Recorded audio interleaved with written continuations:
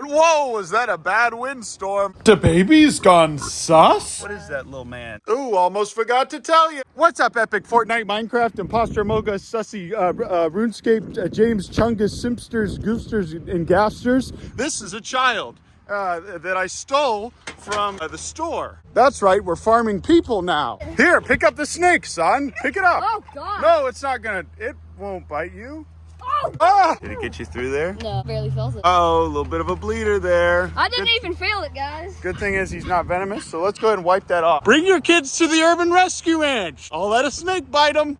And because I'm terrified of lawsuits, we're going to use every antiseptic known to man. Yeah, just wipe that off real good. So this here's a northern water snake we found. As you guys can see, they're pretty common here, and we just found it. Where did you find it? It was laying on the ground right there? Here. It was like just right here by the geese. It was probably hanging out where Queen likes to sleep. This little guy is really great for the ecosystem, and he's really great for us. So, whoa, what happened to the barn? That's right, you guys. A terrible windstorm came by and knocked our barn down completely. Only one wall was salvaged. But yeah, we put a little bit of iodine on there. It's closed up pretty well. But yeah, guys, they are not venomous, and I'm going to show you just to prove that by picking it up, free-handing it. Look at how he flattens his head to make himself look venomous. Did you say? Biomimicry. That's right, it is biomimicry, I think, and that's what they do to make themselves look like cottonmouths. But this guy is clearly not a cottonmouth. Look at his face. But yeah, guys, like I said, this is the northern water snake. They are not venomous, although they look like the cottonmouth, which is. You got to be careful and be able to identify the two of them. But this one you can just pick right up. Their main defense mechanism is musking. It's when they secrete a nasty, stinky substance from their skin. This guy was doing it like crazy. I wiped a little bit off there, as you can see. Yum, yum, yum, yum, yum. Save that for later. Went ahead and put this little guy down on the ground just to show you these are what its patterns look like. A cottonmouth does not look like this, you guys. You can tell this is very distinct to the northern water snake. Very, very pretty, very handsome, very cute. As you can see, his belly's a lot bigger. It's clear that he was eating something right before we caught him. And that's actually probably why we were even able to catch him. Because look how fat he is. There's definitely at least an egg or some kind of mouse or some kind of rat in there. A lot of young fellas like to just throw snakes out when they find them or kill them for no reason at all just because they're scared of them. But this guy is super, super important to have on the farm. These snakes do a great job of mitigating the rodent population, which we have a problem with on any farm. Any farm that you'll ever go to has a rodent problem. Reason is you got tons of animals with tons of feed, tons of shelter, tons of water, and a lot of poop lying around. And although this little fella will eat our eggs, he will not harm any of our poultry at all whatsoever, except maybe a chick. And even those, I don't think he's necessarily going to go after. Good thing is all the eggs in there are infertile. Let's see what these guys do and how they react to them being in here. This is interesting. They're all just kind of following them around. See, a bite from Kevin is a lot more painful, and oftentimes it'll draw a lot more blood. But I've cured his aggression and tamed him. As you can see, that one wall is still up, so we're just getting renovations done on the barn. What's this guy doing here on our property? Oh, I hate when people break in and start digging. I don't condone any of that. As you can see, the pumpkins are growing in. What do you think of these pumpkins, Carson? Also, these are some peas. Get this out of here. Get that out of there. Ben, I think your pumpkins look great. Really? You mean it?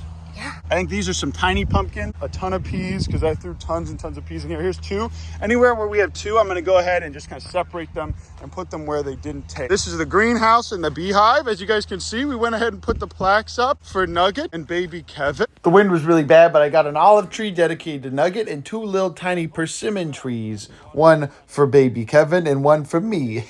But we got our beehives. Tomorrow we're getting fresh new bees, baby. But this is what the greenhouse looks like, you guys. I went ahead and took two of them inside. I'm going to really cultivate and take care of our giant pumpkins that you guys sent us. Some of them are like really high quality genetics giant pumpkins. I looked up. Apparently they're pretty famous, so thank you. And we're going to be making all kinds of massive pumpkin. Got a little smoker here. And we got pear, peach, and apple. And this is a fig. And then of course this is John's poop garden with all of the potatoes that I dug after John had been pooping and burying his poops here for weeks. I think this is a sweet potato. That or it's beans. I just threw a ton of beans back here too one time. Take a look at that.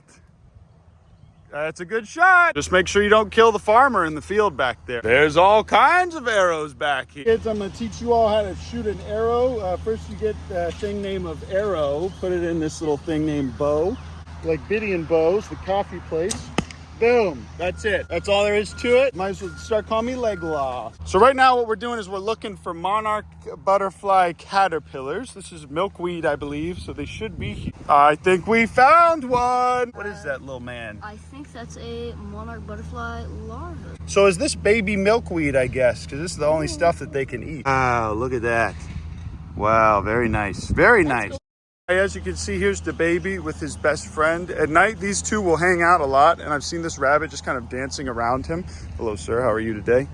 Let me shake that hand. Take a look at this little guy. I'm almost positive this little man was just kind of dropped off here. Yeah, I think he hangs out underneath the storage container. Yeah, that's a good shelter for him. The only thing that stinks is that he's going to be eating all of our crops, but that's not the end of the world. This is our new Minecraft house, as you can see. We got all kinds of little nesting boxes here, and these boxes are great because you can go ahead and just close them. If you don't want them to be in these other ones, you can close them. These are just filled with nasty poop, so I'm gonna have to clean this out at some point. What's cool is it's pretty predator safe, except for this little hole here. One of the chickens did pass away, you guys. I'm sorry to tell you this, but that just happens, and I do think that some of them may be sick. Good thing we quarantined them. When they pass away, what I'll do is I'll put them in this large humane cage trap for coyotes and bobcats. The wind was really bad, but you zip tie the body to the back of the cage. But I will say this, you guys, I've had a lot of rabbits. I've had lots of meat rabbits that were rescued from hoarding situations. I've had Flemish giant crosses as pets. I've even bred for a short period of time, a long time ago, and you guys can see that in my old videos. So I understand how they're treated in the industry. I understand what normal best practices are for farmers that are taking care of them on their homestead. And I could go into a big video about this, but my personal philosophy on rabbits, if a rabbit has been taken from a meat farm or some kind of hoarding situation, I think the nicest thing to do for that rabbit is to let it live a life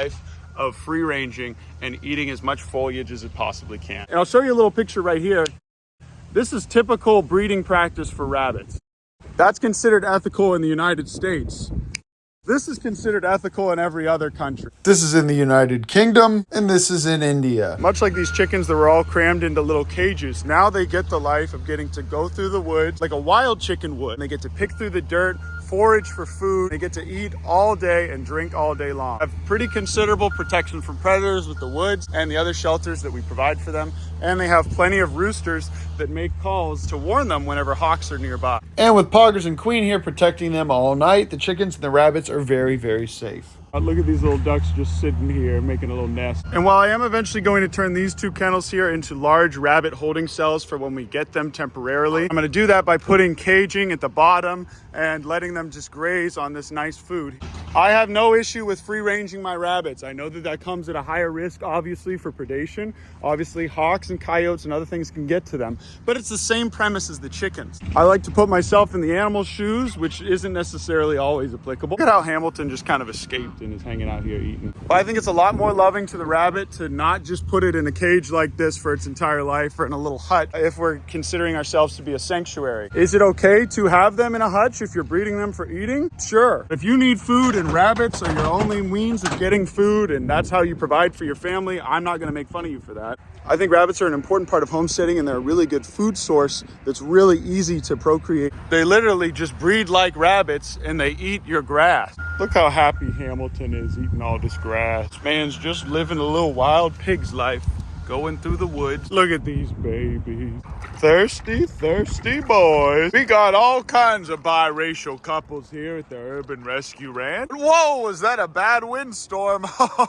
Knocked most of the barn down. Good news is everything else is safe and clean and we can go ahead and start doing renovations. It just repairs though. I'm gonna put the green top on these boys and make it look like a dirt house in Minecraft. Look at these little pigs. Look at this little girl. Oh, she's so tired. She's had a long day. Look at this weird creature, you guys.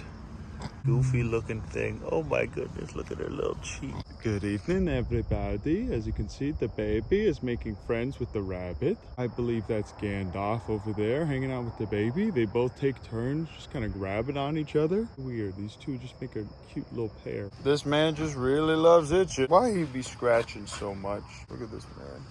Why are you doing this, you guys? In summary, you guys, I don't think keeping rabbits or eating rabbits is any different from keeping or eating a chicken. But at the same time, for our sanctuary, I like to let the rabbits free range for the most part because I think it's a good life for them. A lot of you guys been asking questions about Vinny, and honestly, I am not 100% sure where Vinny is. I have seen her from time to time, bouncing through the woods, coming in to drink water, and she will eat out of my hands. But even if Vinny did pass away from predation, I still stand firm in saying that I think that rabbits that come from a situation where they're crammed in a cage with 3 or 4 other rabbits for their entire life should have the freedom to run around as they wish. That's it though, guys. Thanks so much for watching. This is my son, Big Ounce, and he's morbidly obese. Ooh, almost forgot to tell you that.